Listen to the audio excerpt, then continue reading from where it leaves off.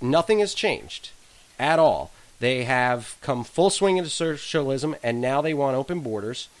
And those former existing Democrats are gone. The very ideology, socialism, that America has spent decades, really. They have spent decades fighting wars to free innocent, oppressed people from the grips of socialism. And the American Democrats are there. They've gone full swing and all the way around, and that's evidenced by Pelosi, Schumer, the politics in New York, Commie, California, the crap hole being run in New Jersey.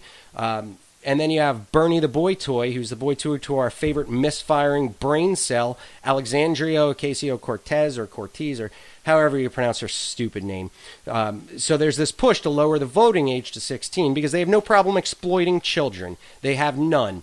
Just like Hitler did when he stood on stage surrounded by kids to push gun control in Germany. And we know how that worked out. Wait a minute. Wait, no, that was Obama. Obama did that, stood on stage with kids to push gun.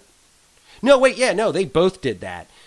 They both exploited kids to push an unconstitutional agenda to disarm you. That's right. That's what they did. Subverting our Constitution and playing on the heartstrings of the honest but misinformed, misguided good hearts that made up the original Democrat Party. And now CNBC is reporting that 68% of young people support socialism, more than half.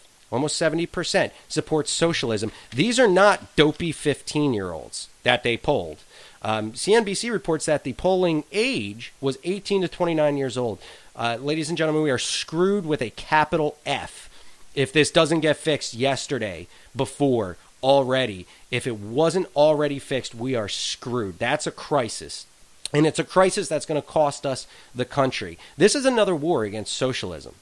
And the country needs a call to action. This is your chance. It's about the only chance you're going to have. In 1964, Reagan said, "Freedom has never been so fragile, so close to slipping from our grasp as it is at this moment." That was 1964.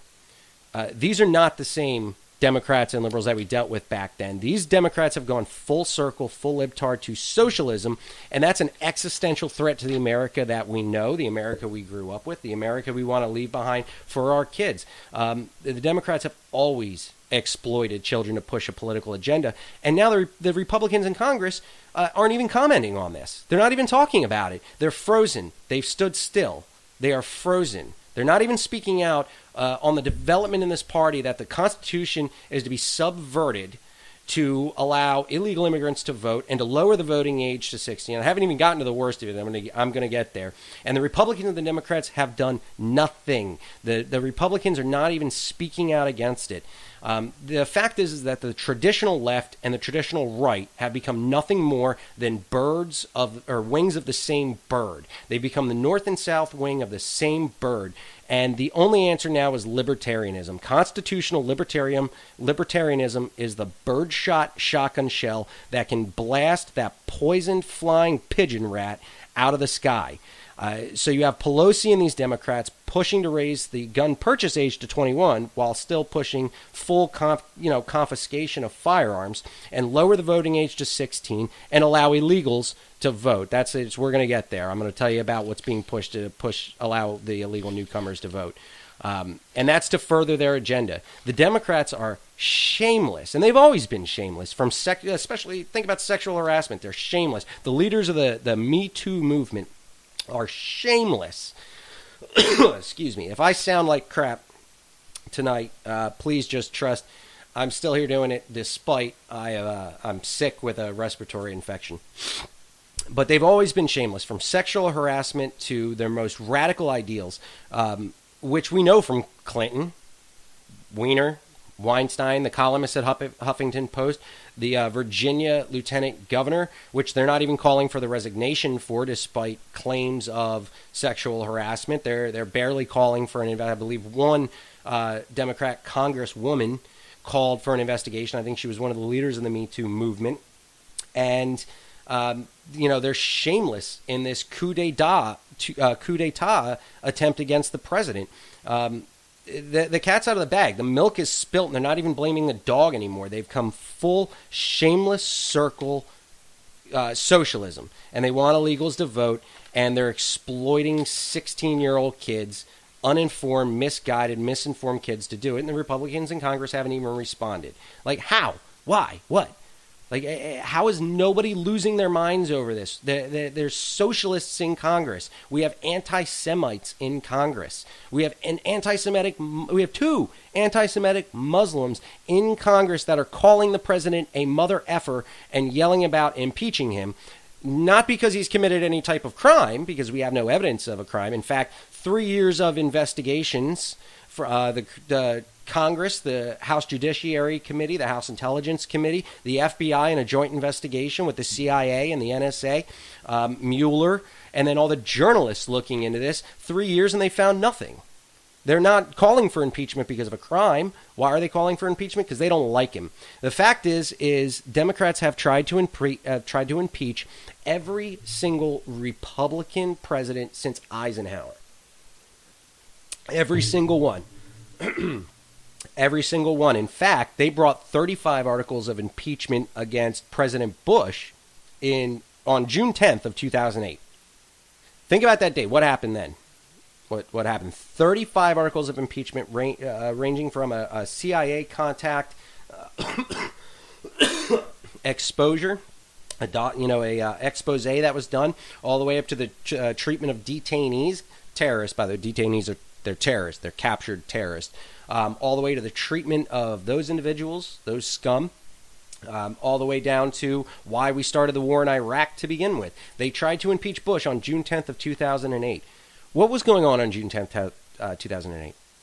Oh, that's right. In less than 180 days, Bush was leaving office after his second term. He was leaving office after his second term, and they introduced 35 articles of impeachment against him. The Democrats have tried to impeach every Republican president since Eisenhower. That's ridiculous. It just shows that the corrupt Democrat Party is nothing more than whining crybabies. And why do we have the modern Democrat Party that we do today? Nobody got spanked as a kid. Everybody got a trophy for participating. That's what you end up with. You end up with socialism. Excuse me. And you end up with people who have no foresight to consequences of their actions because they never had to think anywhere in their life, if I turn around and do this, I'm going to get my butt beat bad. That never happened. The news of Ayanna Pressley pushing to lowering the voting age, and Pelosi, the vampiric one, as Rich Zeoli calls her, and I love it, her push to let illegal aliens vote, border jumpers vote, broke media 3 days ago.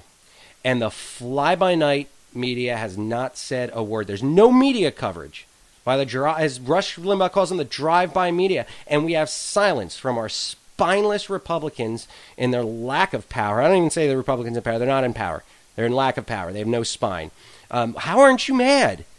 And if you are, why aren't you saying something? Why aren't you demonstrating? Why aren't you protesting? Why aren't you petitioning? Why aren't you marching on Congress? I don't get it. You know, where is the Tea Party? Where is the party of 2008, 2009, 2010? I was there.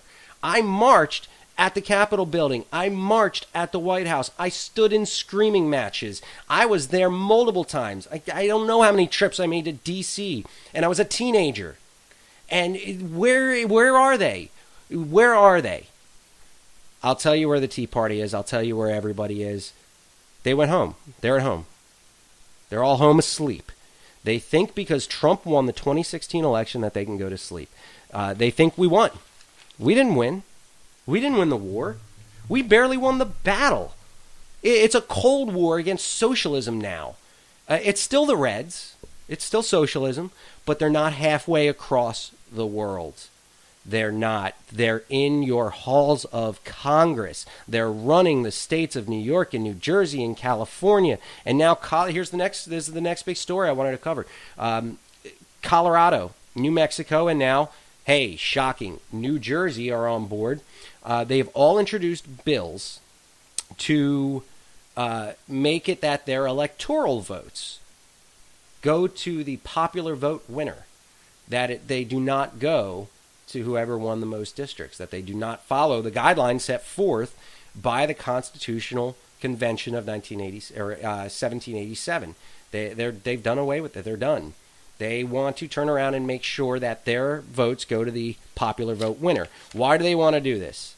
They want to do this because for the first time in 5 election cycles, the popular vote winner did not take office. That's why they want to do it. When Hillary Clinton won the popular vote and lost because of the Electoral College, and that was the first time in 5 years, now they want to do away with the Electoral College. You have congresswomen and congressmen openly calling for the end of the Electoral College. And then you have states, because they know they can't actually push the charge to do that. They can't actually just push it in there. Not yet. Let this go on, and you will end up with socialists in Congress. You will end up there. The Constitution there's been an attempt every single week for the last 8 years, at least, to scrap the Constitution. And they can, and they know they can. But they've gone full circle socialist, and because they can't force their way, they know that they need to do it through sneaky sidebar legislation, and they're trying. They're trying to do it by pushing this bill that their electoral votes go to the popular vote winner, because Hillary won the popular vote. And now you hear all these Democrats, all these liberals, all these socialists walking around saying, oh, the Electoral College needs to go. The Electoral College was formed for a very important